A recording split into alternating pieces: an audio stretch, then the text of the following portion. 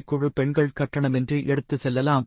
போக்குவரத்துத்துறை அறிவிப்பு. தமிழ்நாட்டில் பால் உற்பத்தியாளர்களுக்கு வழங்கப்படும் இழப்பீடு, நிதி உதவிகள் உயர்வு. கனடாவின் புதிய பிரதமராக பொருளாதார நிபுணரும் அந்த நாட்டு மத்திய வங்கியின் முன்னாள் ஆளுநருமான மார்க் கார்னி பொறுப்பேற்க உள்ளார். தமிழகத்தில் அரசு பணிகளில் சேர தமிழில் பேசவும் எழுதவும் தெரிந்திருக்க வேண்டும் என உயர் நீதிமன்ற நீதிபதிகள் கருத்து தெரிவித்துள்ளனர். தமிழகத்தில் கடந்த 2024ஆம் ஆண்டில் காற்றாலை நிறுவு திறன் 9015 மெகாவாட்டாகவும் சூரிய சக்தி மின்னிறுவு திறன் 1261 மெகாவாட்டாகவும் அதிகரித்துள்ளது.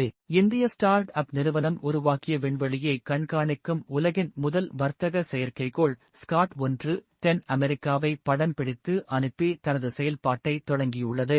திருவள்ளூர் திருத்தணி நகராட்சியில் கட்டப்பட்டுள்ள புதிய மார்க்கெட் கட்டடத்திற்கு பெருந்தலைவர் காமராஜர் நாளங்காடு என்று பெயரிடப்பட்டுள்ளது.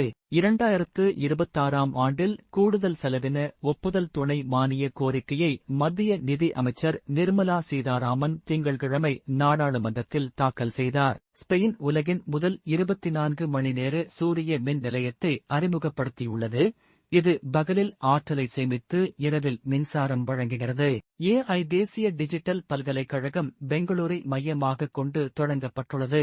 இது டிஜிட்டல் கற்றலை மேம்படுத்த ஆன்லைன் வகுப்புகளை நடத்துகின்றது. செயற்கை நுண்ணறிவுத் துறையில் கூட்டு ஆராய்ச்சிக்கான ஒப்பந்தம் வேடி. சென்னை மற்றும் MS சுவாமிநாதன் ஆராய்ச்சி அறக்கட்டளை இடையில் ஒப்பந்தமானது. பொன்னுக்கு வீங்கி தடுப்பூசி அட்டவணையில் MMR மீசல்ஸ், மம்ப்ஸ், ரோபல்லா தடுப்பூசியை சேர்க்க வேண்டுமென்று தமிழக பொது சுகாதாரத்துறை வலியுறுத்தியுள்ளது. தமிழகத்தில் 1500 மெகாவாட் மின்கல ஆற்றல் சேமிப்பு அமைப்புகள் அமைப்பதற்கான ஒப்பந்த புள்ளியை கோரியுள்ளது தமிழக அரசு. சீனா ஜப்பானில் இருந்து இறக்குமதி செய்யப்படும் நீர் சுத்திகரிப்பு ரசாயனம் மீது பொருள் குவிப்பு தடுப்பு வரியை மத்திய அரசு விதித்துள்ளது. கடந்த 2024 சொகுசு வீடுகளின் விலை உயர்வில் புது டெல்லி சர்வதேச அளவில் 18வது இடத்திற்கு உயர்ந்துள்ளது. மேலும் இதுபோன்ற செய்திகளுக்கு எங்களின் இன்ஸ்டாகிராம் பக்கத்தை பின்தொடரவும். நன்றி.